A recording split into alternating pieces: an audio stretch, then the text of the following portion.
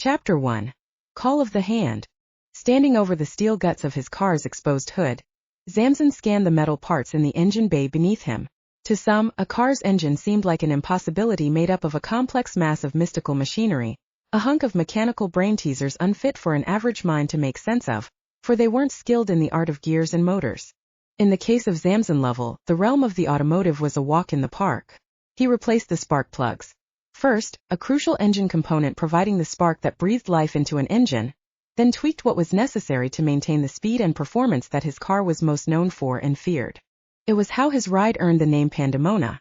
The garage boomed with music. A dark melody of solid bass fused with hardcore rap lyrics filled the Bay Area, almost hushing the mechanical sounds of Zamson tweaking his ride. Logan was soon to engage in a workout as he prepared his weight bench nearby. The rap beats hit with a rhythmical tune that coaxed Logan to nod his head to its rhythm. A sudden beep alerted Zamson and Logan to someone barging through the door. The second the two realized that it was nobody serious, Zamson and Logan returned to their endeavors, humorously ignoring the importance of Shane arriving at an unusual time. Shane sighed as he caught the two in their typical spots in the garage and neared Zamson without haste. What the hell? Shane's amusement danced in his voice as Zamson cleaned Pandemona's engine. You're still working on that thing? Zamson stood up with grimy clothes in hand. He attempted to remove what grease and grime stained his hands. The attempt was short-lived. Gotta stay busy on what's important when not busy working the non-important. That non-important pays the bills. Shane glimpsed at Logan laid out on the weight bench, his giant dumbbells rising and falling. But not for long. He looked back at Zamson. Provided that you bite. Zamson smirked. Shane couldn't fool him that easily. I'm not interested in being your delivery boy this time. Logan chimed in. Count me out. Shane frowned. They shot him down before he could even get down to business. Damn, you two be rude as FCK. Won't even give me a chance to lay it all out. Because we know what to expect, said Zamson. Some old bullshit. Ah. Shane waved a clever finger. Some old bullshit loaded with profit. Zamson chuckled and shook his head. Yeah, figured. Sorry, homie. Gonna have to pass. Forever, added Logan. Their sudden disinterest tickled Shane. It wasn't the first time. Their reluctance would fade away with time, patience, and a few choice words to attract their attention. Money sealed the deal, provided the payout was appealing enough. Real fkin funny. Shane gave them a moment to calm down, turning about to wander the garage somewhat. He didn't stray too far from Zamson. The last gigs were, as the righteous would say, prosperous, or were they not? He threw his arms up, presenting the garage to them. It landed you this glorious hideout for all your unconstitutional needs. You don't say. Zamson replied. He didn't expect Shane to answer that. It would be foolish to do so and the most Shane thing to do. But your last gigs nearly got our DCKS stuffed in a casket. Nobody said they'd be easy, Shane calmly protested. Zamson and Logan went silent, mainly because Shane tried his best to keep a casual face of innocence for as brief as it lasted. Okay. So, one of them was a little too hot. Zamson smirked and shut Pandemona's hood, then walked to the end of his garage. Fkin what? With an amused look on his face, he found the sink and twisted on the hot water faucet before soaping up to wash his hands. A little too hot? Check your temperature. You straight took us halfway across the states with a demon corpse's head in the trunk of Pandemona. Shane coolly gestured a hand. Just hearing you say her name like that always gives me the fuzzies. And that was a very wealthy collector who paid beyond top dollar for that nasty thing of a head. He added. That alone has us set for life, but the gigs kept coming. Zamson furrowed his brow. What kept coming were the death priests that guarded that crypt. Wardens of a very important crypt. Shane persisted in a nonchalant stance as if Zamson's perspective on their prior adventures of running errands was overly dramatic, which they weren't, but Shane perceived otherwise. The two of you took care of them just fine. We used you for bait in the end, Logan said. Shane sighed. It was a bitter series of events indeed. Okay. It was your way of retaliating for a dangerous job, and I accepted that piece of vengeance with dignity. Should have killed you, said Logan, still trying to figure that out. So am I, bruh, replied Shane. So am I. Evading the furthering of the subject that could leave a bad taste in his mouth, as well as the revisiting of memories he chose not to feed into, he shifted his attention to Zamson, who hardly ever said no to money. This was Shane's last shot at reeling them in. He never missed his shot. Now, willing to chill and hear me out on the next money grab, or no? I have a job for you. One that's leagues better than your day gig. Weed smoke exhaled from Zamson's nose. He studied Shane with a clear sign of amusement glinting in the calm of his eyes. You said that already. What could be better than pulling 40 hours a week for a corporation that gives not a SHT about you? Slinging DCK, Logan replied. Shane chuckled. Logan's filthy remark caught him off guard. For real though. Slinging DCK. You'd be amazed at what you can do when packing some serious heat. Betches love it when you bust for them too. Slap a price tag on it, and you'll be marketing meat like chicks selling feet by the pop. Shane took a moment to think about Logan's words and made a face of understanding. Sex sells. Women were just as perverted as men and desired certain fetishes to be fulfilled. In the case of Logan's words, masturbating for women. Because selling pictures of their feet wouldn't cut it. That being said, Logan had a point. Well, since you put it that way. Okay. Zamson sat back on the couch. His sudden ease showed interest. What's the proposal? Sounds intriguing enough. It will keep you where you belong in the streets. But get this, you work for keeps by playing for keeps. Nothing like before. Logan didn't believe that for a minute. Oh really? Shane lifted his head with confidence. A smile on his lips sealed the look with flying colors. Have I ever lied? Zamson and Logan exchanged looks. Shane rolled his eyes. Can never succeed with the likes of you two now, can I? Zamson resumed the subject. Make it make sense. Shane extended the blue envelope. Its decorative patterning begged Zamson to notice. You're the fastest set of paws on the strip, said Shane as Zamson claimed the envelope. The way you flow through the streets like greased lightning, leaving betches in the dust or beneath your wheels. My guess. Your last couple of races got you on watch by a potential sponsor. Zamson opened the envelope and revealed a simple business card. Or so it came off as looking simple. It was far from simple. The square piece was black vantablack, the type of black that absorbs sunlight to nothing. There was no design to be found on its surface, front and back, nothing but black. A card of its kind only belonged to one vampirial clan. Zamson couldn't make sense of it, but he knew what that card meant.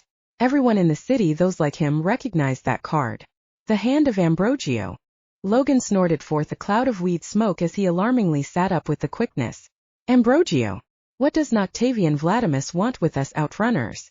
All I know is that when one receives that card, Shane shrugged, they answer. Chapter 2. The Lord of Crime. A black pillar among a misty sea of rising towers and neon lights, the Obsidian Keep, home to the Ambrogio caste, reigned over Twilight City's vast realm. A high-order social class of vampirials, the Ambrogio's hands were so rooted in society that a simple twitch of the finger hurled ripples of discord across the general population.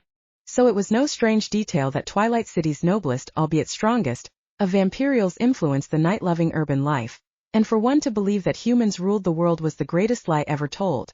That was something Zamson realized every time he gazed upon Obsidian Keep, remembering the tales told to him as a child, how humanity was the progenitors of their existence.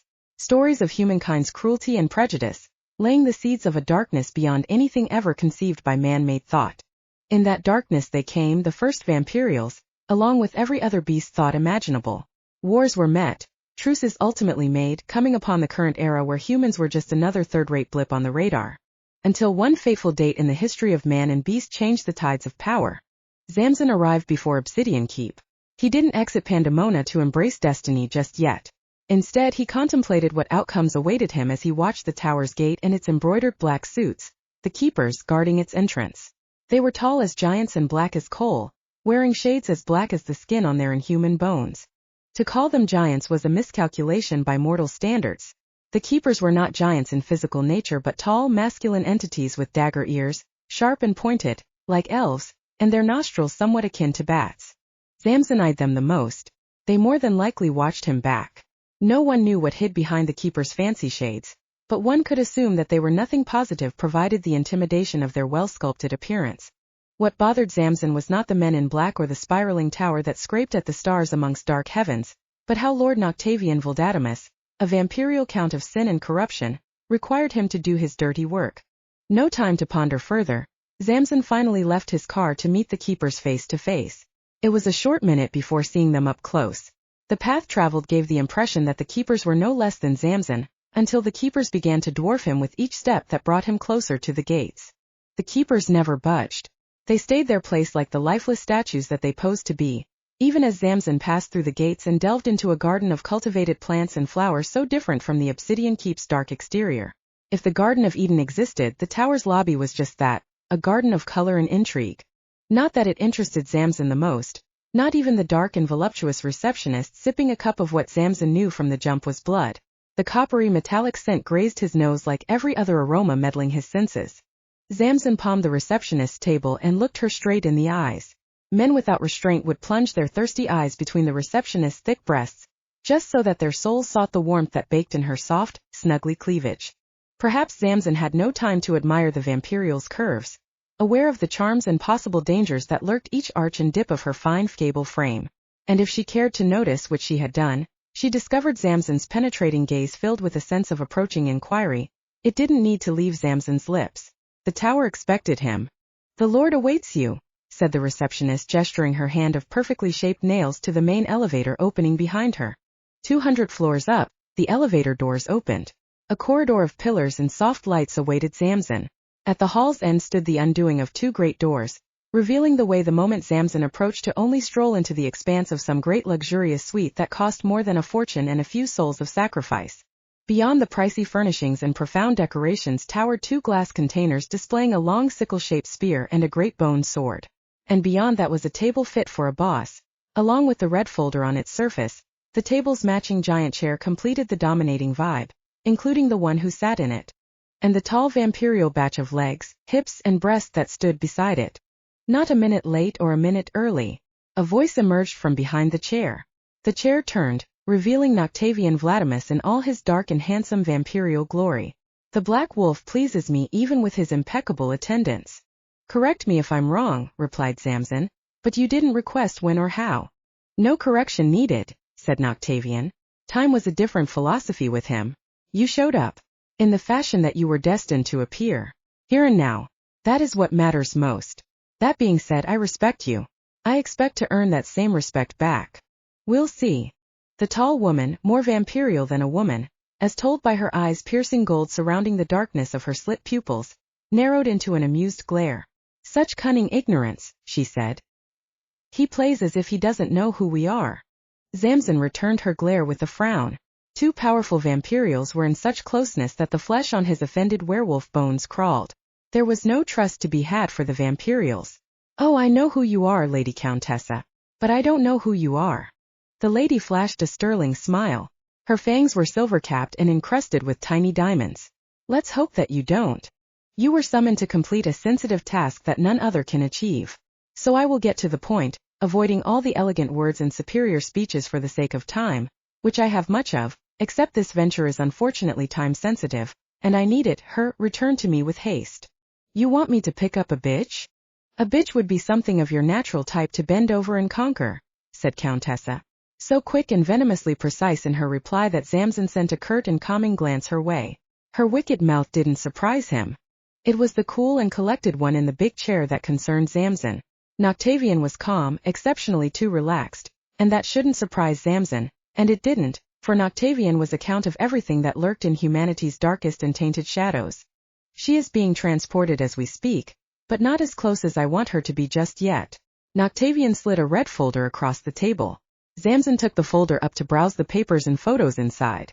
"By the time you make contact, you will intercept her transport and return her without a scratch with your knack of speed. Do this, Mr. Lovell, and you will be fashionably rewarded." Having enough information to bore him if he read any further, Zamson closed the folder as he assumed the most just from the first loose pages read alone. "A vampirial contract is an oath bound by words or blood. You seek my word as a bond. Why not send your own to get her?" Lady Countessa rolled her eyes. "Typical. The wolf has a few speckles of shit for brains to be asking that sort of question. But he's smart. Oh yes, very smart. Contract has been presented, yes. Your word as bond will seal the contract and you by oath must fulfill it. As for your other concern, it would be blatantly evident if one of us were to appear." Noctavion smiled. Her captors will not suspect the likes of a werewolf with a speed fix blazing their way, even when they can smell you coming for miles. "And if I were to decline this venture of yours?" The lady dangerously tilted her head at him. It wasn't a tilt of intrigue either. "I gather that you grasped the answer to that," Noctavion answered, breathing words into Countessa's tilt and stare. He extended his hand forward. Zamson turned to see two men in black standing behind him. None said no to the Ambrogio cast. None dared to decline a contract. All who fulfilled the oath were greatly rewarded. To make sure that you see this venture through, Noctavion told him. The Vampirial Lord relaxed in his big chair like a throne accepting of its night-born king. You leave tonight. I expect nothing short of success from you. Zamson's eyes were sharp as daggers against the smooth Vampirial Lord and his feisty diva of a counterpart, then turned to take his leave. The black suits shadowed him. It was wise to hold his unsavory sentiments to himself if he hoped to live a fulfilling life. The peaceful presence of Noctavion proved Zamson's life as a valuable asset, abruptly, for as long as Zamson followed the hand of Ambrogio's wishes. According to Zamson's memory, Vampirials of Noctavion's noble stature tend to get what they want when they want and stop at nothing to possess what they seek with absolute power. But did that not come with the title and blood of nobility? Zamson gave no shts about nobility. Instead, he struggled with his inner self to not turn around, shift out of his fleshy shell and wolf the whole suite to precious splinters and bloody shreds and ash down the Vampirials just as his ancestors once did. No. Zamson chose to live. He must survive this task so that he caved in Shane's skull in the end. The contract was sealed. So be it. But not before Lady Countessa spoke her last words to him. Without that supersuit you ride around in, you are nothing but a packless feral dog. High time you employ your gifts for something greater than street-curd and warm bodies to keep you company at night. Zamson kept walking. The lady figured her comment missed its mark. This might pose a problem. The lady watched as Noctavion's herald escorted Zamson until they were out of sight but not out of mind. Maybe he has a point. We can do without the aid of that underground street hound. Our kind especially have long held a strong force of servitude over the Wolven. Until they rebelled. Archaic times for archaic creatures. We have since achieved better. When necessary. He will do what we ask without much hostility. If he doesn't. He turned his attention over to one of the pillars near the curtain windows and the silent Vampirial in the white bat-themed catsuit who leaned against it. Then we have options. Pandemona, the Black Inferno. Its highway blaze an obsidian furnace forged from the bowels of the dreaded abyss. The core of her mechanical existence more than just a composition of nuts, bolts, pistons and gears, but an angry union broiling hot within her starless chassis, charging down the highway as a spirited beast howling on wheels of firewood. Her fiery tire marks faded in seconds, leaving behind a trail that never was. Indeed, Pandemona held the right to be a true hell of wheels. Yet, careful behind her steering wheel with each perfect turn, Zamson, with Logan and two of Noctavion's keepers along for the ride, drove through what traffic inched in his path, coasting his way out of Twilight City as he and Logan raced into the desert wilds of the Badlands. The radiant Twilight City shrunk behind them by the fleeting mile, shrinking its colorful brilliance as darkness consumed its light save for the faint glow of its presence hanging over the horizon. Pandemona had one purpose. Leaving her opponents in the ashes of burning embers as rapidly as inhumanly possible. There was something to be appreciated about Zamson's beast of havoc. Pandemona's sole reservoir of light wasn't just the crimson beam of her menacing headlights or her tail lamps, but the passionate inferno that lived in her very soul. The car's howling engines blistered hot, an untamed rage fused with the steady pressure of Zamson's foot on the gas and the violent switch of the clutch, shifting gears without much thought, working as if one with the dark mechanical beast, the secret to Zamson's title as the Black Wolf. Logan felt every piece of the Pandemona's force. But then again the Unreal recognized the Unreal as Logan too, was a beast that appreciated the speed and power of Zamson's ride, just as he favored the angry beats of hardcore rap, lashing out of the car speakers. Intense melodies so dark and unapologetically sinister ripped into the pointed ears of the two Vampirial men in black sitting behind them like unmoved pieces of black art outfitted in the finest threads. Then the aggressive music lessened to nothing. Finally, the emergence of Zamson's console lit up, and Shane's face flashed on the screen. Sup? Are you there yet? Logan closed his eyes and shook his head in indifference. Shane had a sense of unique timing during tense events, mainly due to the heavy tunes being their only saving grace in the face of being accompanied by Noctavion's henchmen. A lifesaver before silence struck for that brief second other than Shane's attempt at comedy. No, are you smart yet? Last I've checked my IQ was quite high. You need brains to make it through this day and age. Logan snickered. You might want to retake that test. Sarcasm filled Shane's face, voice included. Funny. He got to the point. It was best to stop now while he was sort of ahead. I was checking in. Your target is on the move and changed route. Why? I do not know, but if you keep south and veer west off the next extension, you'll ride upon them for sure. Zamson arched a suspicious brow.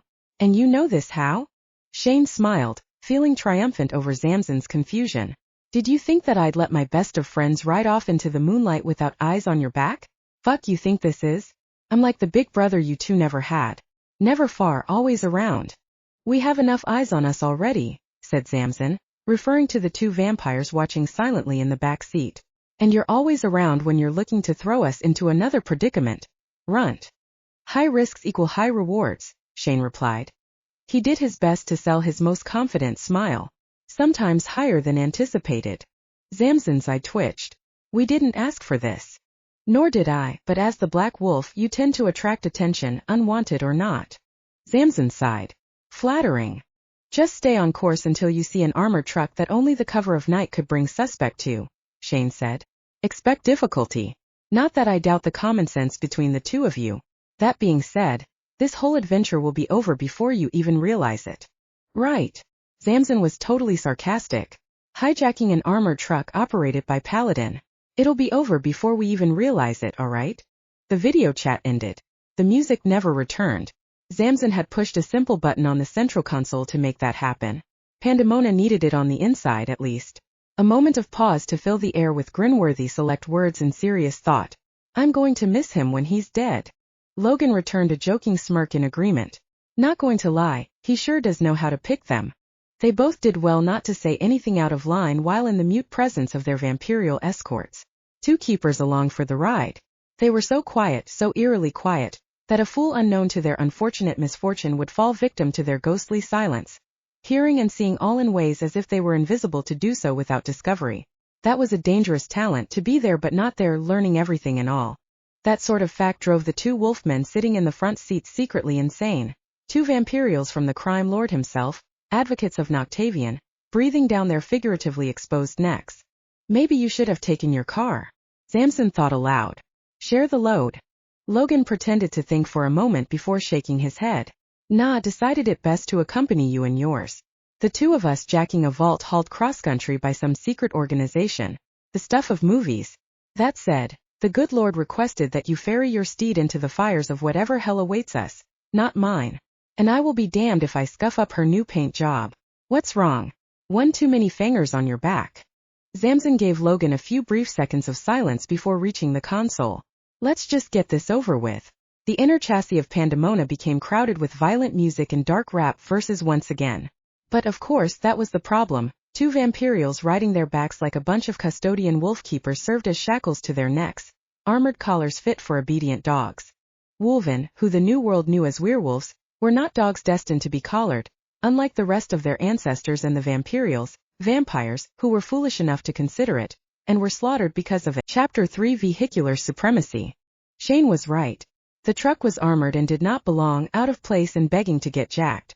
Zamson came upon the lone big rig truck, and just as they figured before, the big rig matched the strength of an ironclad knight with a seemingly thick shield.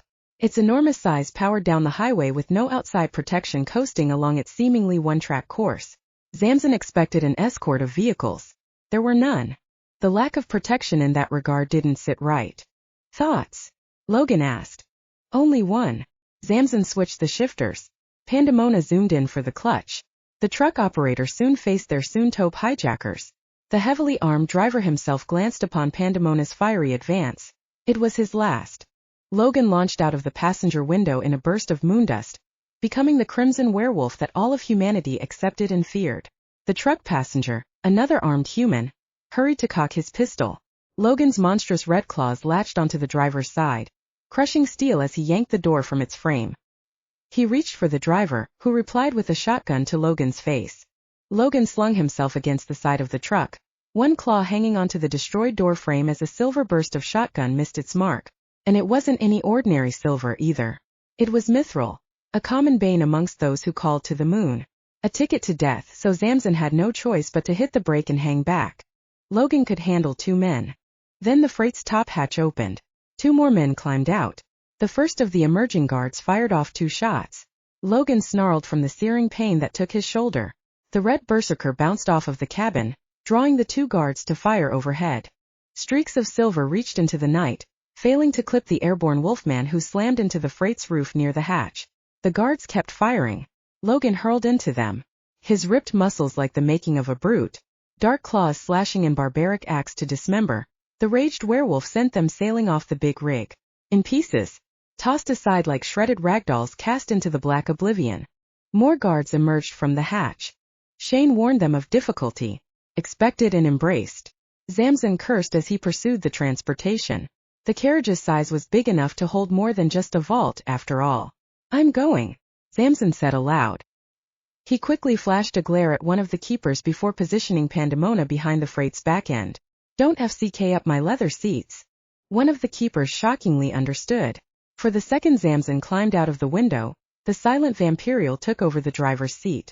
Perched at Pandemona's hood, Zamson launched from his car and, in a mid-burst of moondust, became the Wolven of Black.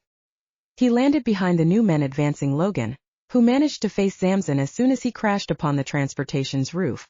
Zamson had to hurry. Speed was a factor of life and death, with the account of them having precise aiming. Each pull of the trigger scored them a gash of fur and flesh, but not a single vital point in Zamson was pierced, only pain, annoyance, and their screams. Going low, Zamson clutched a mortal leg and slung the shrieking guard into his partner. The two hit the road in a tumbling mass of bone-cracking death along the highway. The sheer brutality peeled Logan's teeth back into a carnivorous grin, earning Zamson the right to snort. He turned to strip the hatch open. Zamson dropped in to meet a well-lit hull, the most fascinating vault he ever laid feral eyes on, and 4 more guards firing off at him. Bobbing and weaving, he wrestled one of the guards until they became his meat shield. Then, rushing forth, he slammed his man shield into the second guard. Agony ripped at his back. The mithril sting was real.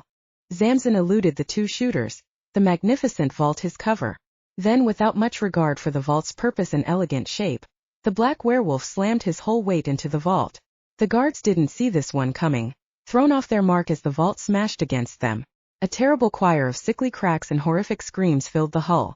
Screams loud enough to drown Zamson's wolven ears, throwing off from the oncoming dagger searing into his arm's tight flesh. The mithril dagger lodged there. Zamson met the surviving guard, who'd wished that he took the coward's path and fled the vault's hull. Zamson was no stranger to mercy. Not that mercy was given. The pain was his driving force. He swung his fist outward, catching the crack of man's skull that crackled off behind the backward thrash of his fist. His last foe hit the steel wall like a pathetic sack of meat. Avoiding the loss of his head, though, Logan decided a different approach. Quick one at that. By climbing the truck's cabin, he pounded his burly wolven fists into the cabin's armor top until a relentless pummel of rage-induced craters busted the roof open. The truck driver tossed his partner the shotgun. Another silvery boom forced Logan to lean back with such speed that he eyed the fragments of silver shooting into the sky like shimmering stars of death. Logan waited, then pounded some more. Holes after holes followed by shotgun explosions. Indeed, the truck was a bulletproof challenge, packed a more potent punch than Zamson's Pandemona, but not as prepared for the terrible claws of a berserker riding its top. If only Logan could pluck out the annoyance packing a shotgun. Annoyed to no foreseeable end, the blood-red wolven snarled an adrenaline-fused war cry to the night. Logan vaulted over the cabin, throwing himself into the windshield. The riders cursed in shock, shattering all hope of survival as glass shards, red fur, and burly muscle crashed into them. The struggle for vehicular supremacy lasted for a few mutilating moments. Shots were fired. Human parts flung from the truck's driver's side. The big rig swerved uncontrollably, charging off the road until smashing into jagged earth with Logan ejected through the smashed windshield. Chapter 4. Daughter of Blood and Fury. Lights flickered in the transportation's hull. Blood decorated the vault. The 2 guards, half of them smashed by the thick tomb, laid over the vault's decorative lid, the life of them draining away in a red flow of thick essence. The blood seeped into the vault's crafted fissures, vents that served its purpose once mortal blood was met. Zamson, having been tossed about from the crash, growled awake. The vault began to stir, cracking open. Zamson recovered himself, turning to witness the vault open like a complex art puzzle. Each latch an intricate lock releasing until the lid came apart, oozing a flow of thick white mist that soon filled the hull. Naturally, Zamson growled in warning. The vault bore a familiar look, but the savory scent of the steam proved a different matter. With one whiff of his canine nostrils, Zamson became hooked. The scent was enticing and it attracted him enough to raise every bit of black hair on the werewolf. The vault was familiar to him. What emerged from it rose something else to be concerned for. Claws slipped out of the vault. One nailed digit at a time gripped the vault stone ledge, perfectly shaped nails white as pearls. The sight forced Zamson's furry brow to narrow. The vampirial female lifted from her tomb as if death itself had arisen, but her skin was not as pale as the color of death, but warm, a pleasant peanut butter truffle. Anyone of ignorance would have assumed her human, if they overlooked the ghastly liquid-like flow of her cherry-red dreadlocks cascading like bloody tentacles. Her ears, far from human-shaped, were furry and feline. They twitched and struggled to make sense of the sounds flooding her mind, and her nostrils flared and snorted. Her dark purr a guttural groan similar to the stir of a big cat coming out of a coma. Then came a burst of moondust which changed everything. Zamson had turned human. The sharp scent of moondust triggered another irritable snort from the vampirial female as she slipped from her tomb, shooting a brute scowl towards the male. Her thick brow was so intense that it nearly wrinkled the strange red mark, some odd red disc marking her forehead. They were locked in warring sight, Zamson noting her every move, expecting the worst. She was nude and curvaceous, perked breast round and profound, sitting firm and pretty like two ripe melons and even perkier nipples as dark as the look in her golden cat-like eyes. Zamson's wolven scent became a pestering aroma, but one look at him, how handsome he appeared, forced her many fangs to reveal behind thick pink lips a bloody smile that meant one thing: hunger. A sweet melody reached Zamson's ears. Honeyed tunes of pleasantries and pleasure molested his mind and groped his inner senses. It was a rush, an unexpected thrill of delight and need stroking him in ways that not even simple touch could ever assemble. A bottomless need that seized Zamson still unmoved, rooted, snared by the vampire's spell song. And her kiss, so swift that it was uncertain as to when it began, and how it shall end. The awakened vampirial was too quick. Zamson failed to gather how long her lips locked to his. Tongues felt as if they mingled for eternity. For a vampire who slept for eons, her wet mouth tasted like sweet nectar. Her rough tongue was strange but far sweeter as it taunted Zamson's taste buds, capturing him to taste more of her, to kiss her, to grope her skin, her thighs, her fat, heart-shaped bottom so perfect and soft that his fingers vanished in the plush of her fine rear. She felt so good, so wonderful. The mission at hand crumbled under the sultry weight of lust as Zamson desired to claim this provocative creature from the inside, just as she now held dominion over his mind. No. This was not part of the mission, nor Zamson's intent to be conquered and drained of his wolven blood. It would be the last time she sampled this one.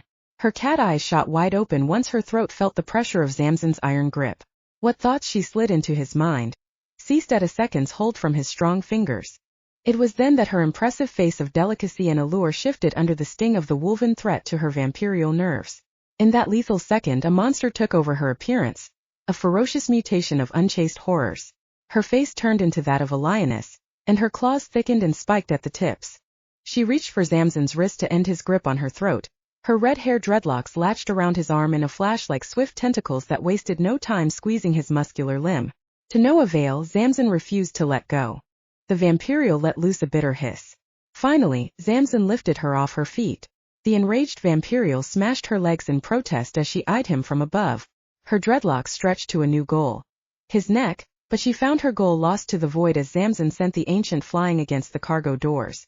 Conquered by a mere werewolf was the greatest insult. It spelled ruin for Zamson. The ancient recovered immediately, her feline face scowled pure death. Zamson grunted and grasped his throbbing forearm. The restraint behind her ropey hair was something to avoid. Your trickery don't work on me, BT. That must have been a classical insult for her, for an untamed roar hit her throat like a hot furnace, her golden glare now scorching embers. A hellcat removed of her slumber. Her alluring form tightened at the muscles and what once was skin turned into bright golden fur. The wrath of an ancient, the first of vampirial kind, Naia, ascendant of the Red Knight, daughter of blood and fury, had awakened. Chapter 5: Fire in the Rain. Without care to the agony felt, Logan forced the ball of his arm bone back into his shoulder socket with a sickening crackle of his wolven limbs reconnecting in place. His ribs and a bit of projected bone mended in moments. The armored truck met its end by a wild beast and a large unmovable mass of wasteland rock. The big rig wasn't going anywhere now. All of that reinforced steel, now a smoking mess where its engine resided, but that was the least of Logan's concerns as the red lights of Zamson's Pandemona waited nearby. The keepers observed the damage as they stood in strict silence near the parked car. They tended to go no further than a few paces from Pandemona, even as the sounds of trouble blossomed inside the cargo hold where Zamson was last seen. The unnatural shriek perked Logan's ears in an instant. followed by the cargo doors blasting apart. A ferocious creature far from human emerged with Zamson in its clutches. Naia's leather-skinned wings clapped the air. A thick bang with each flap met. She was a terror that should have stayed at rest. Logan's wolven lips peeled back in a mad snarl as the scent of the irritable cat fiend with devil wings set his fur on alert. The cold chill hitting his spine told no lies as that winged, red-headed thing fighting Zamson in the air was no doubt a vampire of an era far gone. Naia's unique smell, and the growth of her long tail, gave it all away. With anger boiling in his veins, Logan whipped his feral head to the other two vampires watching the dispute. The keepers did nothing to intervene. Was this some grand scheme? Logan may have played the thought. He had every right to be highly suspicious of them. Vampires and werewolves usually fought to the death. No amount of surpassing generations and shaky treaties among Nightborn could ever dismiss Logan's critical notion of the vampires being peaceful. Including the current instance of Zamson's struggle against the ancient vampirial encourages Logan's ill-tempered hatred even further. He never attacked the fangs in suits. A wise choice if not a better strategy. Claws deep in each other's flesh, Zamson and Naia exchanged heavy blows hard enough to knock mortals into a traumatic brain injury. Zamson's monstrous fists thrashed into the vampirial's face.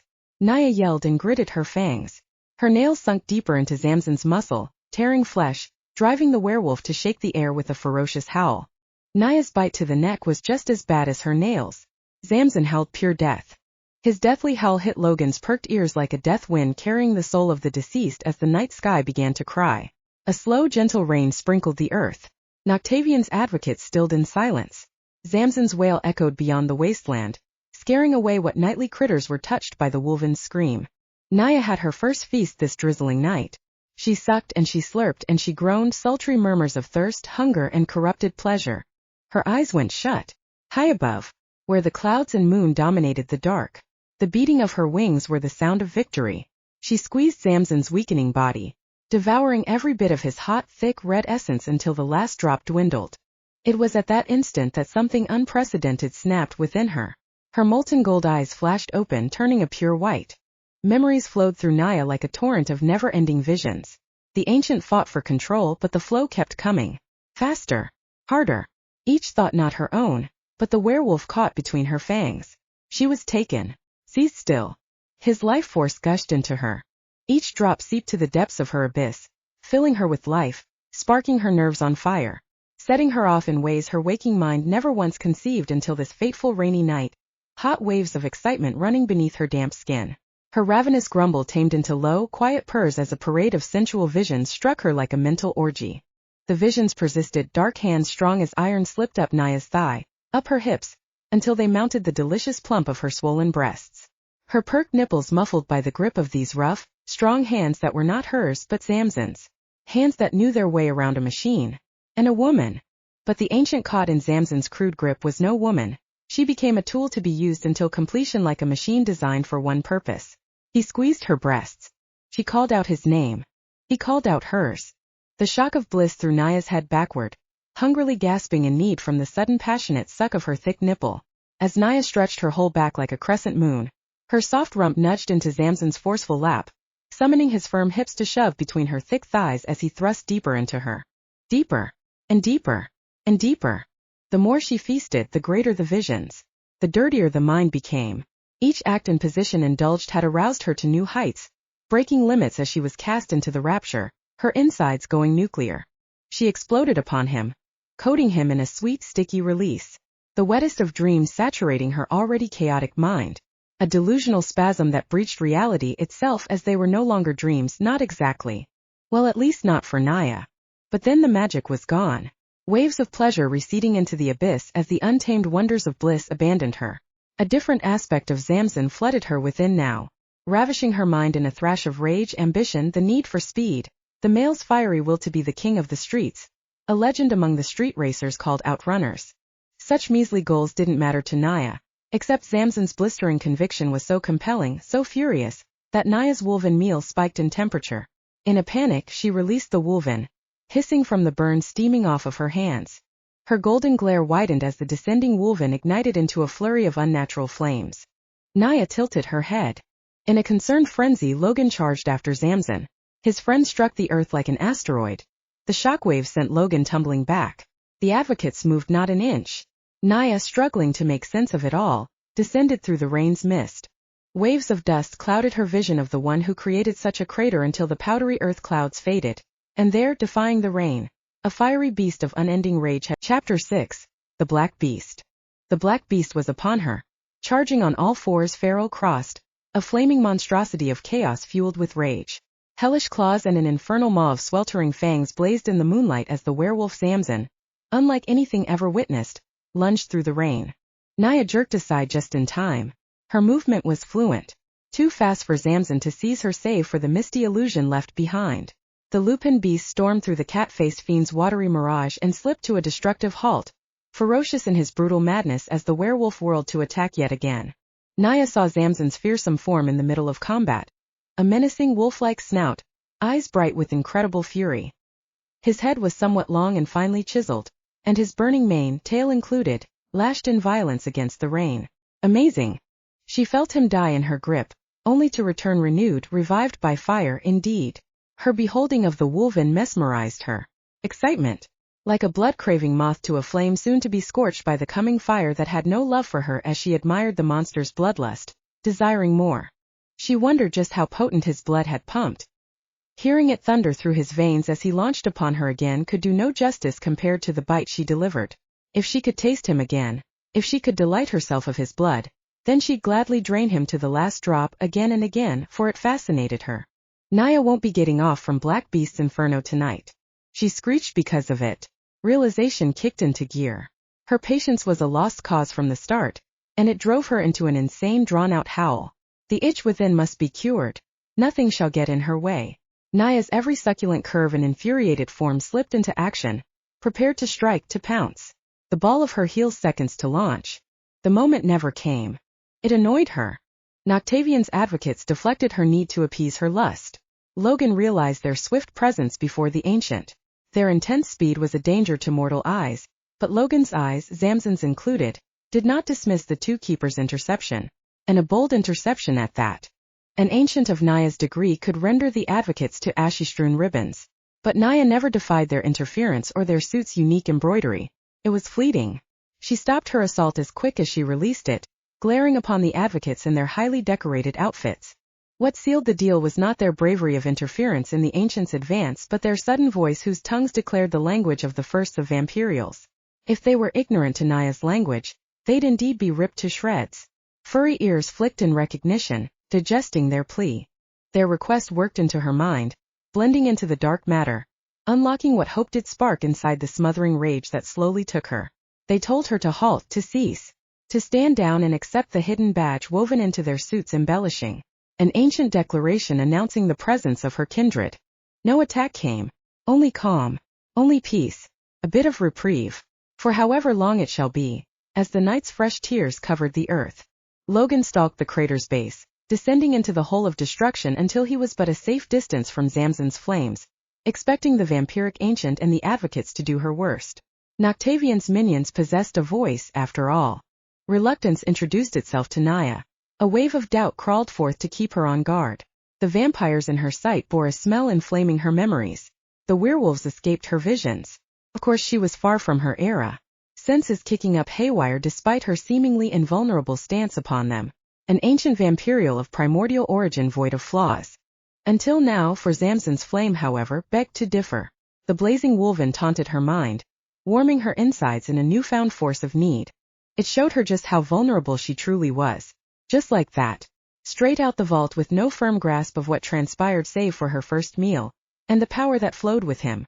This was not the time to concern herself with the conquering of appetite. Her lips moved, words forged from a time long past gently stole the air. Both seductive and dreadful in form, Naia held the voice of 1,000 sea maidens, sirens of the bewitching seas living inside her throat. The keepers absorbed her reply. They nodded to one another in understanding and relief. All the while, Zamson fell into a frenzied grunt. Naia and Noctavion's advocates witnessed Zamson's flaming fur flickered and extinguished like a dying torch. Hot rage retreated to nothingness as the black wolven faded to embers and moondust, leaving behind Zamson. The life of him paled under a crying night as nausea struck his head and all else went black.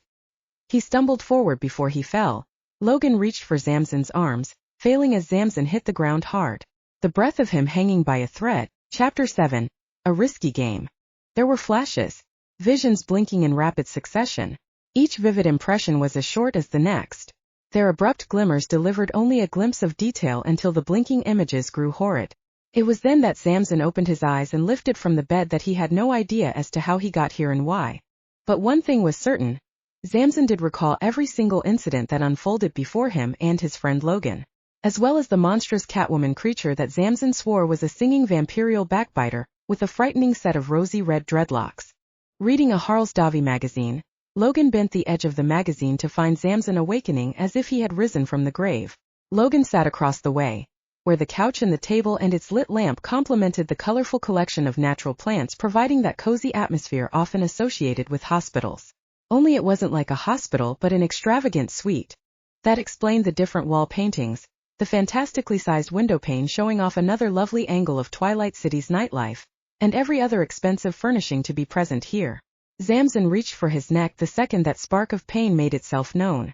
To his and Logan's surprise, the pain persisted, pulsating as if thrashed by 1,000 metal bats. No, 1,000 mithril silver bats would do nicely. The bite mark was oddly gruesome. No matter the dire similarities, the pain reminded him that Naia's bite was more than a bee. And how could he forget Naia's fangs? Of all of his prior conflicts with vampires in the streets, not one bite felt like two. To add insult to injury, no vampire ever had the fortunate luxury of biting his neck. Doubling that, Logan never had the unfortunate encounter of hearing Zamson howl his life away. Until last night. Morning, Old Yeller. Without overthinking Logan's slick greeting, Zamson simply took the joke with a struggling smirk. Forgetting the sound of his own death howl was impossible. None were fortunate to catch their own dying scream, for they were already dead. There was nothing favorable in remembering it. He rubbed the angry-looking bite mark persistently. Logan continued wisecracking him. That shit looks infected. Zamson checked his hand. The bite mark, the wound, it didn't leak. The bruised skin was raw, but no pus drained from the 4 bite marks he now sported. Where are we? Zamson began to say before he stopped stroking his neck and took a suddenly quick whiff of the air occupying the room. He and Logan soon darted their attention to the door. It was more than just one. Noctavion Vladimir and his 2 ever-watching keepers, the ones who accompanied Zamson and Logan, appeared as quick as their scent and appearance had stolen their awareness. Noctavion stared at them both, smiling. "You've awakened," he gracefully told Zamson. "Good. I was hoping you would before my attention is pressed for other matters." A cold glare marked Zamson's eyes. Logan's firm scowl was just as bad. Noctavion encountered similar eyes before, preferably when they first met. His dark eyes of feral death hid an all-new kind of scorn after his encounter with Naia. "I hope she was worth it," said Zamson. He wasn't serious. Noctavion didn't know that or care. "Tremendously.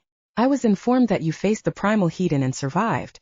While I did not anticipate that event, my faith in your talents did not disappoint. Your services will be greatly compensated." Logan's brow grooved with thought. Noctavion's clever-sounding voice uneased him. "Compensation aside, just what is she, and why were we not told exactly what that thing was? Of course, a male of your stature is well versed in the records of the first Darkbloods, the primals, correct?" Noctavion arched a well-groomed brow. "Are you 2 not familiarized with your ancestors?" Logan couldn't resist. With a frown, he gave Zamson a quick look before staying his gaze on Noctavion, expecting the cunning-looking crime lord in a suit to burst into a bat for humor sake. "What FCK kind of question is that?" "I've given you the essential details during your pursuit," said Noctavion. "Now that I have what I want, there is no certain requirement for us to venture further into semantics." He gestured with an easy hand. Peace was his main gain. A strategy, keeping the werewolf at bay. He turned to take his leave. "The funds have been wired to your personal accounts. Spend it how you will." He paused at the door, looking back at them one last time. "I expect to hear more about your exploits in the streets. Outrunners worth their mettle are quite entertaining." The keepers stayed behind, waiting. Zamson and Logan studied them for only a brief second before Zamson found his jacket. They were escorted out of Obsidian Keep, strolling down the same open path they hoped to never venture again. What the FCK he means by semantics? Logan slipped inside the passenger side of Pandemona. Zamson somewhat groaned. That bite to the neck bothered him as he settled in the driver's seat. "If I'm running a job," Logan protested, "I would want all the details, the whole plate, not some half-assed appetizer." Of course, Noctavion's choice of words paled in comparison to the up-close and personal truth. It was that very truth triggering those vague visions. Questionable as those visions were, Zamson wished for them to end, like the pain in his neck. But then he remembered. Just as he tried to find his keys, he recalled a vision that stayed still just enough for Zamson's brain to absorb its time-worn detail.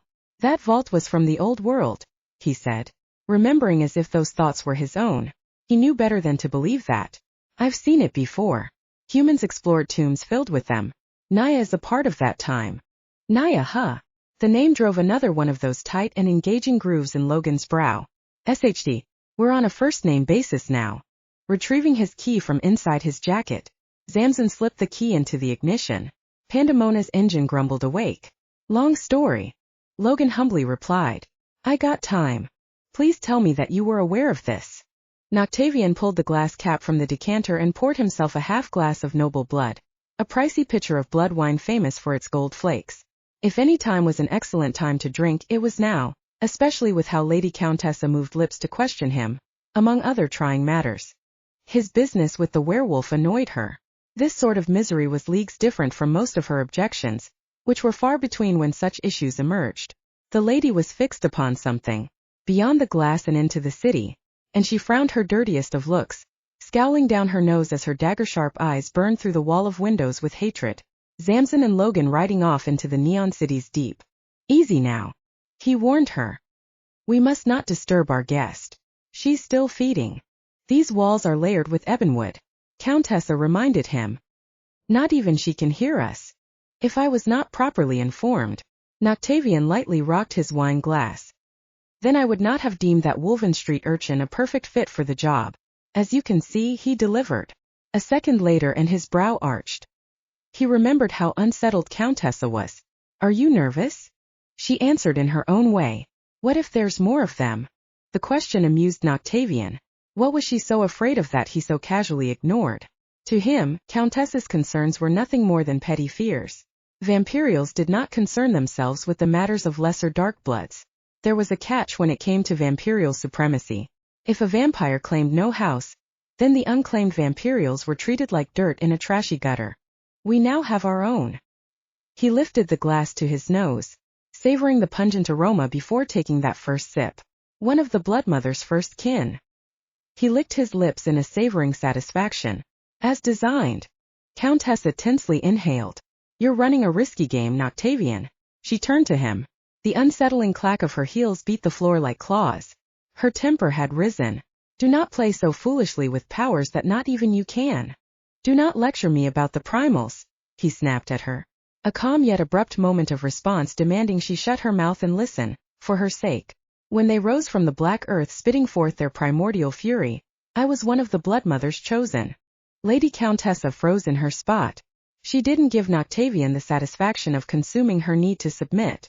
The vampirial overlord of corruption displayed a hint of demanding gold burning bright in his eyes, and she stood still, calm and collected, eyeing his immediate authority calmly riding his voice. His tone seeking her out to cut her down if she dared risk criticizing him. She was very wise not to risk her neck. Noctavion turned his sight from her, and to everything else that decorated his rather expansive living room. He was nursing his glass of fancy blood wine. Not a single warring night ensued where we did not encounter the scent of burning wood threatening our senses. Burning wood and spilled vampirial blood. But do not worry. My escorts declare that the outrunner does not possess any speck of Genesis blood. Fortunate for us, said the lady. As for him, it doesn't explain her. Noctavion shut his eyes and grinned. Countessa and her self-conflicting logic. We went over this before. You dare question my motives? I question your methods. Her face of disdain was never ending. She obviously ignored Noctavion's forceful demand. Wise to keep silent, bold in her moment of reining her venom back into focus. The city is already ours to control. The humans and their petty laws mean SHT to us. Why do you insist on advancing your jurisdiction? What is there to gain from such greed? You will only incite a war that we both know you cannot win. Her words collapsed under the loud bang of Noctavion's fist hitting his desk. The shatter of glass and thick splats of blood stole the silence.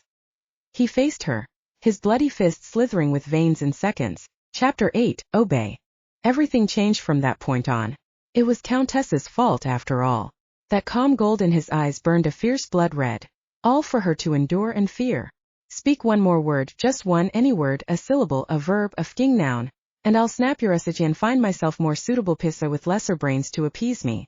Countessa took an easy breath. Humans lack the perfect ears to catch that air shooting up her nose, but Noctavion indeed could. And she knew that he could. Assuming he found some form of victorious solace in her, falling back on her objection was a joy she failed to secure from him. That said, and unfavorably for her, she let him have that bit of comfort for now. Then he called for her. Come here. Without giving him a chance to ask twice, she sauntered forth. Precise in his reach, she strolled into the clever scoop of his arms. Her breast pressed against him. The flow was too excellent. One arm slid on her perfect-shaped waist to secure her lower back, where the delicate arch met the perk of her fine A. The red in Noctavion's eyes softened to that elegant glow of gold again, no doubt planting a seed of relief inside her. It allured Countess's gaze, seized by the charm that reigned supreme within his pupils' dark slits centered upon his impressive stare. Why do you pressure me so much? He lifted a bloody finger to her lips, granting them a new shade. Have I ever wronged you? Countessa shivered as she answered him. No. Her lips met his. Time itself had no right to spoil their moment. Defying mortality, they have lived many eras, having front-row seats at the rise and fall of civilizations, kingdoms, governments, and now their own center of power. Their rule in the darker forms of life erected to such heights could stand the ultimate test of time with what they have observed in the various stupidity of human nature. As long as Noctavion held the reins. Just as he held the Lady Countessa, herself, by the most dangerously vulnerable spot between her thighs. Countessa gasped. Noctavion released her lips. Shuddering in his grip, she could not help but surrender her dark soul. Noctavion gave her a thoughtful moment of pause, a break to gather her thoughts and reflect on her own errors while teasing the throbbing depths of her wet pissuswai coming to life in his blood-covered hand, and to further soften in his hold. Before Countessa knew it, she gasped, trembling as if lightning had struck her.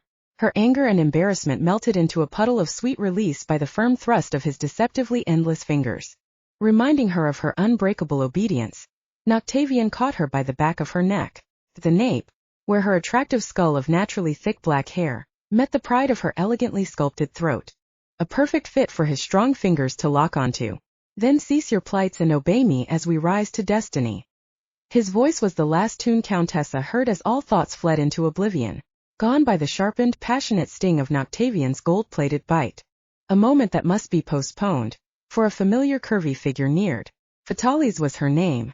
Her only name. The vampiress in the white catsuit, who looked more bat than a cat, announced herself by the clicking and clacking her sharp heels hitting hard, polished floors. Lord, she called Noctavion. The primal requires your presence immediately. Chapter 9 Destiny. A haunted silence filled the hall leading to Naia's chambers before the two large doors split open. Noctavion and Fatalis followed the short corridor, which another great door awaited them. It opened, releasing a sudden whiff of blood and a sight to behold. Naia was feasting. Again. Noctavion assumed Zamson's blood sufficed her cravings. It dawned upon him that Naia has been trapped in that vault for an uncountable amount of years. One feast was not enough. The blood dolls, humans who served the vampirial appetite, lay drained from their essence, slumped over a succulent pile of flesh, drained blood dolls at Naia's feet. The only hints of life other than the dolls' struggling heartbeats tuning into Fatalis and Noctavion's ears were the faint moans escaping their lust-spent mouths. Zamson nodded for Fatalis to leave. Fatalis silently shut the door. Noctavion noticed the table of clothes untouched. The primal preferred to dine in the nude, feasting for quite a while. Noctavion expected Naia's session to be far more horrendous than predicted. Naia had two dolls in her greedy hands. She couldn't decide which one tasted the best. The slim thick one with the light honey skin pleased her well, but the darker thicker doll gave her bloody sweet tooth a flavored kick. She fed on the darker girl's neck, then feasted on the other.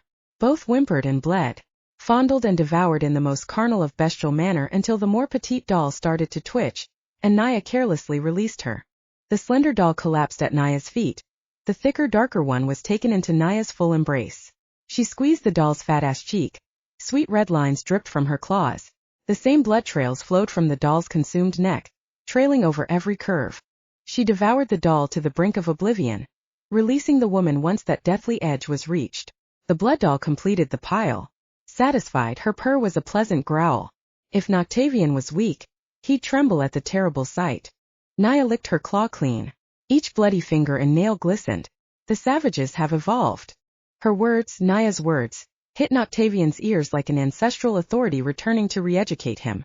If not for the will of the Blood Mother, Naia's displeasure would be lost to the prick of his ears.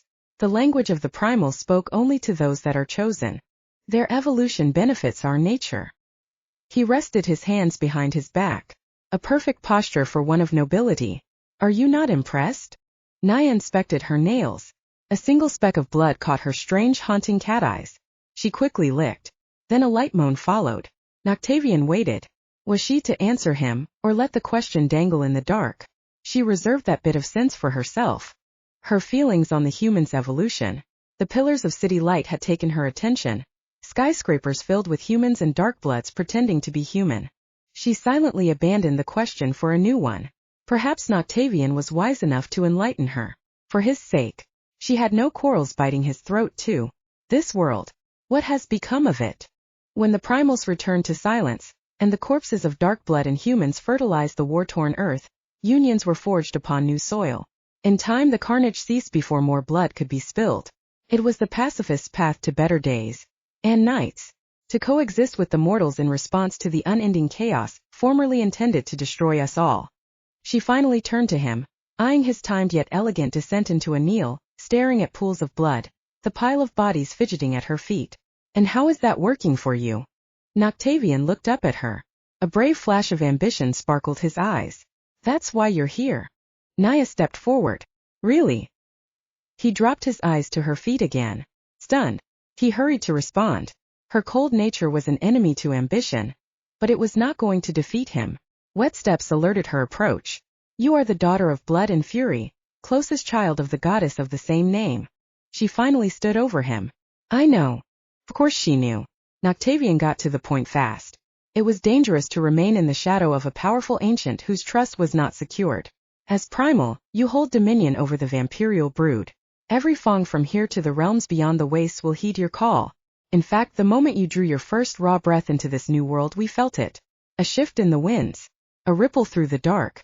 When you have consumed all there is to know of this current era, we will be waiting for your command. Is that so? Her eyes thinned at him. The glare was quite unpleasant. How her claws flexed as if provoked to slaughter was even more threatening. Disturbing my slumber to correct your failures? No. His brow furrowed. If he was distressed, it wasn't because of her. Not mine. You were to remain in the darkest shadows, to be forgotten, forsaken, never to surface, to abandon your right in the governing of their careless reign. I have traveled the far corners of the planet to change that, seeking to unearth your tomb from those shadows. Now that ambition has been met. Naturally, I confess that I am not efficient in turning the tide. Your kind failed like the rest. Like the humans. She left Noctavion to kneel. Red footprints leaving behind perfect steps at her wake. The news on television gained her sight now. Noctavion was not out of the predicament yet. Men, human men, savages in suits pretending to be important, struggling to overpower another. Politics. Pity filled her from within. I see that their savage males assume themselves superior. The females have gained such beliefs as well, he added. They too fight to claim themselves as equals. Their society, governments, religions. Quite fascinating. They do not know what created them. She paused. What created us? Noctavion nodded. If only they knew. They will. Thus is why my place is at your feet. If Lady Countessa could see him now, groveling before another in the comfort of his own domain, in that case she'd try her hand at scolding him to reason, to quit his ambition and let the primal do as she wished. It was too late to turn back. Noctavion still lived to see another minute as well. There will be no snapping of his neck or removal of limbs this night. For now. You have done well to recover me.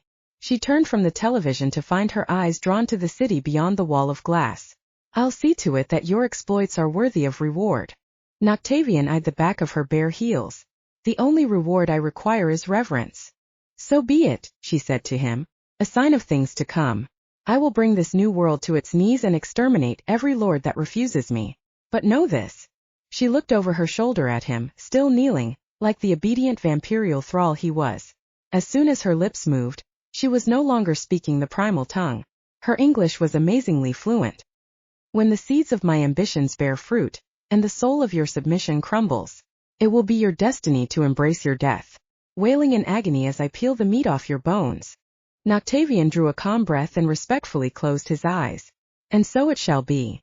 Chapter 10 Blood Crypt. The Blood Crypt held the walls of a rock palace, a black fortress of obsidian stone built into the earth, masked from the curses of the sun to only be ignored by time. Now it served a new purpose in a new era. One of the wealthiest, most dangerous vampirials in Twilight City discovered it, who shaped his tower of power upon it. Noctavion and Countessa, with several keepers of the Ambrosia caste, brought Naia into the true core of the Obsidian Keep. Noctavion silently assumed the hushed emotions of his new primal guest, for as Naia crossed its threshold, she was welcomed by a familiar air. The dim chamber light was flooded with red candles, red as blood, crowning the chamber in clusters of melting ruby and flame. At first, Naia's eyes were pulled above toward the burning white symbols carved inside the dark stone. Statues carrying familiar faces and many other lifeless representations outfitted the chamber's grim space, burning the same white and red light. Her eyes were drawn to what lorded within the crypt, a giant altar of carved stone figures worshipping a great beast with the head and breast of a woman. Naia focused her somewhat cooled glare.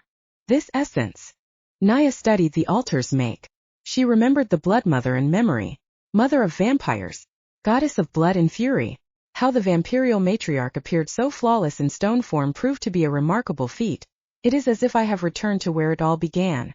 The humans call it magic. Noctavion continued to walk.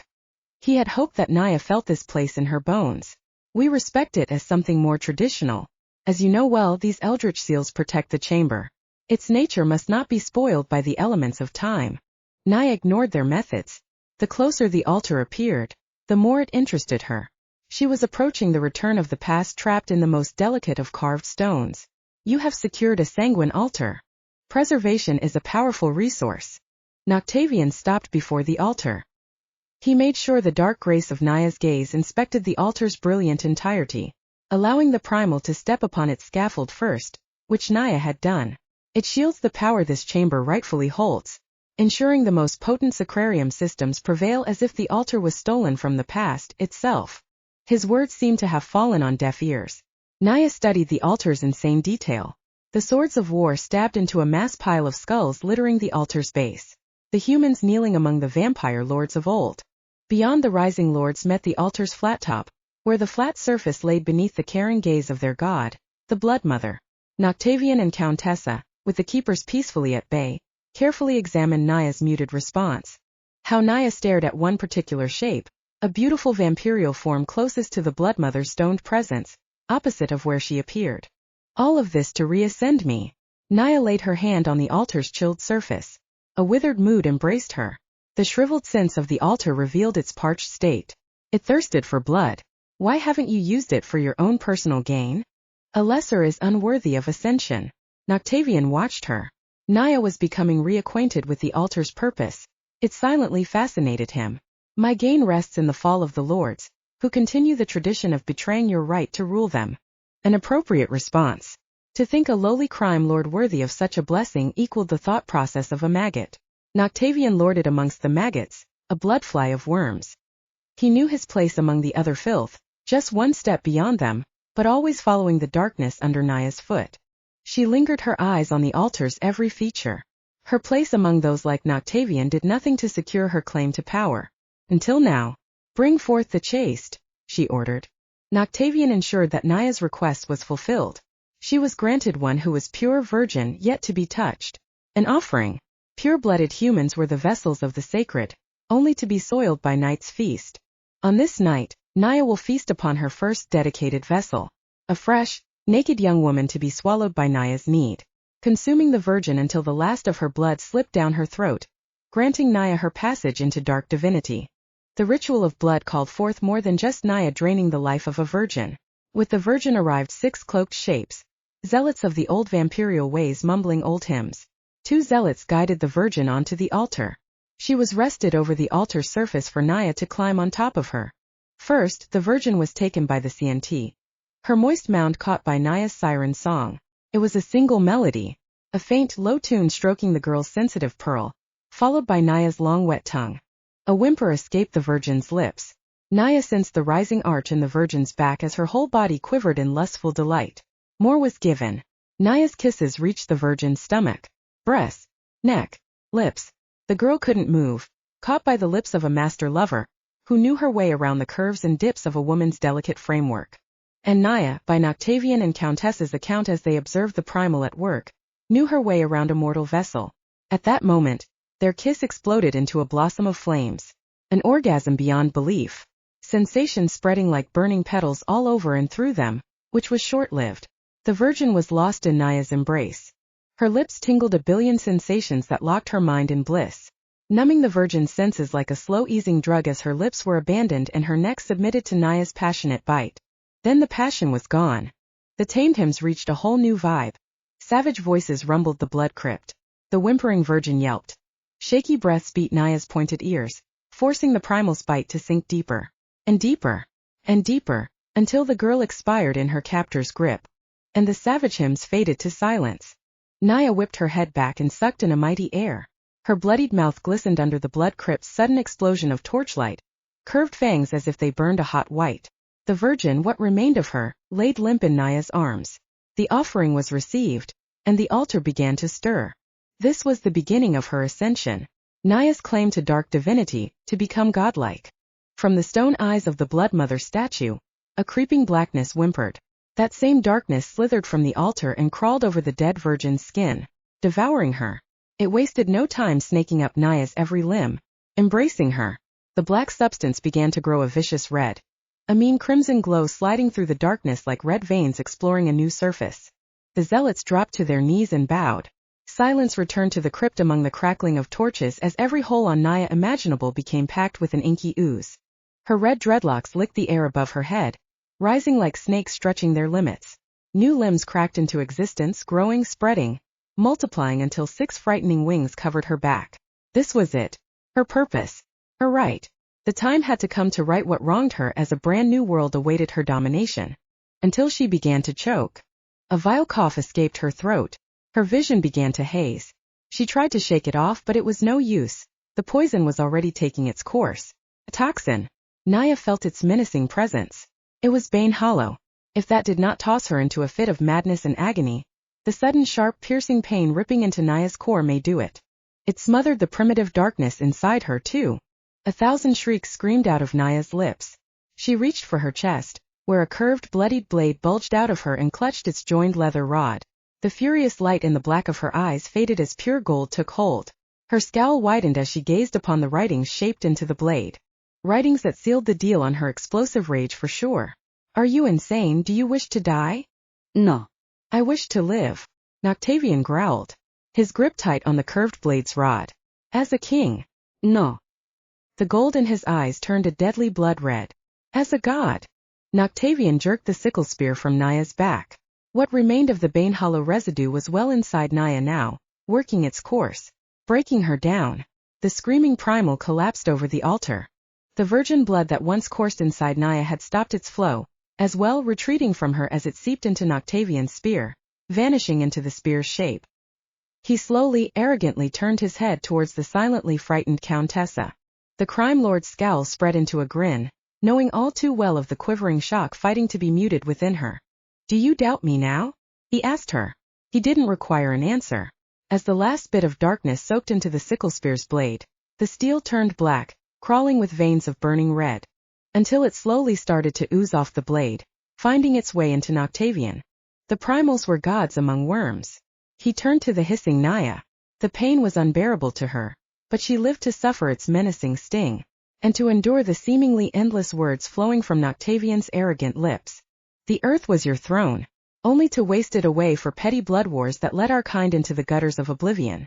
If not for the Blood Mother's blessing, the vampirial race would cease to be in this era, among humans and filth. Still, we have not truly risen. The lords and their narrow-minded diplomacies stunt our true purpose, and I crave to restore that lost order. By force. Naia cursed at him. Her vicious tongue was a familiar string of dirty words that doomed Noctavion's entire being. By force. She managed to speak. One claw clutched her burning chest. No amount of suppressing the wound helped. The Bane Hollow was an added cocktail rendering her useless. You dare fault against me? Against the Blood Mother. Cast my faults to the blackest hell. Noctavion spun the spear, positioning it behind him as he approached the altar's stage. Naia was too weak to face him. 4 of her wings began to crack and wither apart. The only crime done was allowing you to live, packed in that overglorified coffin and rammed into the deepest darkest pits that those putrid acolytes had tried their damnedest to hide. He turned his head to the zealots on the floor. They quickly sprung upon Naia like a gang of black wraiths, grabbing and clawing at her bare skin. In time they managed to wrestle her down before Noctavion, setting her up just right to meet the last bit of darkness seeping into him from the spear. The power of a primal ascendant was so thick that his dark features morphed into a bat-like beast before Naia's weakening gaze. You will provide me everything I ever required and more. A martyr to my ascension. His voice was now a deep and sinister tone. Did you believe that I would seek deliverance from the likes of the condemned? Stupid BT. Oh, we know what you have done. Your crimes are not forgotten. Only a fool would entrust this goal with a primal such as your faithless Rira. In a harsh, sickening choke, Noctavion began to gag. The flurry of coughs came thick and fast, forcing Noctavion to drop his spear in a staggering, neck-clawing fit. Countessa stared in horror and confusion. The zealots' puzzled faces were masked in the dark of their shadowy hoods. The keepers sprung into action. At least they tried. The keepers gasped for air as well, clawing at their necks, until their heads twisted in a quick, harsh snap, and they dropped to the floor like dead weight. Countessa bared her teeth in dismay, then noticed Naia. As much as Naia could assemble in strength, she burned her deadliest scowl. The Bane Hollow was losing its grip on her. That was unexpected. The ambitious crime lord fought to survive, only to cough and gag. A thick gush of black sludge spewed from his gaping mouth. Everything was a burning haze for him. Sheer volcanic hell erupted from his guts, and there it was, spreading across the floor like a flipped-over bucket of oil. This was her chance. Naia forced herself out of the zealots' hold, sending them flying across the crypt. One of the startled zealots was caught in Naia's sudden grip, pulling the zealot into the snap of her ferocious jaws as teeth locked into the throat, sucking the zealot dry. Countessa took a few steps back. Bane Hollow had no real hard effect on Naia. Countessa's heart rapidly thumped in her chest. She backed away so much that one of the crypt's pillars made her jump, but she reached at its form to keep her braced against it, making sure she was near the exit. The zealots fled by her. One came close in its struggle to escape and was yanked off its feet, tugged through the air to fall into Naia's clutches in her wild bite. She drained the zealot dry, double the blood take. She was jacked on old vampire blood, ancient blood to be exact, and with that thirst sated, a new longing had risen. Revenge. Naia quickly noted Countessa's presence with an evil eye. She could end Noctavion's faithful harlot right now, but some other sense that Naia did not fully care to translate spared Countessa this night. Therefore, Naia's ultimate glare of rage landed on the struggling Noctavion instead. He was pitiful. On his hands and knees, black drool hanging from his mouth, nose and eyes. Even his ears bled a black goo. His fine suit was ruined in his own puke, and what monstrous look did rest on his face receded to nothing as the power of a primal ascendant was lost to him. And he had no clue as to why. Impking possible. His throat tightened. Such a fierce force made him snarl from the invisible grip. He fought to release it. He failed. Even as he was lifted from the nasty floor, Noctavion struggled for freedom. He floated and landed before a mad Naia. The tighter her raised fist, the worse Noctavion gasped. Imbecile. I know what you are. Naia hissed behind tight fangs. The hatred was real. A shame that you're the only one. That failed to erase Noctavion's sudden struggled grin. Same to you. Something wicked stormed upon her. Naia spun her head towards the vampire in the white bat-inspired catsuit, and found Fatali's flinging her spade-shaped knives. Naia struck her hand before her. The blades paused in the air. Fatali spun low beneath the knives and swept her leg against Naia's, knocking the primal off her feet. As Naia hit the floor, so did Fatali's throwing knives. Luckily, Noctavion was dropped from Naia's grip too. He sucked air, relieved that his personal assassin had arrived to bring Naia to her knees. Except Naia sprung back onto her feet in the most frightening display of recovery possible. The hole in her chest had vanished, but the scars still remained for however long. He had figured a primal so close to the bloodmother in lineage would survive the theft of dark divinity. He did not expect Naia to be so strong after being vaulted away for so long. As Fatali's avoided the claw-thrashing Naia, each quick strike of Naia's claws dismissed by the swift turn and twist and bend of Fatali's flexible form, it dawned upon Noctavion that there was but only one solution to Naia's fast healing. That made Noctavion grin his most wicked, plotting smile. Naia's claws continued to strike. Rapid swings. Nails cutting into the air determined to rip Fatalis into ribbons. They terribly failed, costing Naia to hiss and growl as her flesh was sliced into. When the pain was enough and the agony and frustration reached their peak, Naia dashed out of the blood crypt, her speed but a blink to mortal eyes and a swift breeze past Lady Countessa. Noctavion rose to his feet. The altar had calmed, and the two drained zealots began to rot away under their cloaks. Frustrated but far from defeated, Noctavion managed to fix his terribly stained suit, his popped collar, matching tie and the cuffed sleeves. It appears that I have miscalculated. I did not foresee her augmented healing capabilities. This drastically changes things. I warned you. Countessa managed to sneer. Noctavion had a taste of true power for only a moment, remedying her fears the second that power was released in a pool of oily sludge. The once called paladin kept her concealed for reasons such as this. You play with powers that do not belong to you. Fatalis retrieved her knives, fitting them back into her curvy frame. She approached the confident Noctavion, who wasn't so bold before when he was caught in the wrath of an angry primal, who has been wronged more times than Noctavion may have known. That anger felt in her grip. How she handled him without even laying a finger on him spoke volumes to the stress and turmoil built up inside her. No matter. Failure was just another path to success. I will allow your insults to continue only for one night. Noctavion looked to Fatalis, her loyalty unmatched, unlike the scolding Countessa. His searing words were for Countessa's ears only as he realized his keepers had also died at his feet. Insult me again, and I'll make do on my promise to replace you. He turned from Fatalis, abandoning the dead and the altar beyond it all, Countessa included, as he departed the blood crypt. We have ourselves a living, breathing primal to be reclaimed. So, she's not entirely powerless when under influence. Trivial. One way or another, I'll claim ascension, and I will do what the old ones have failed to accomplish.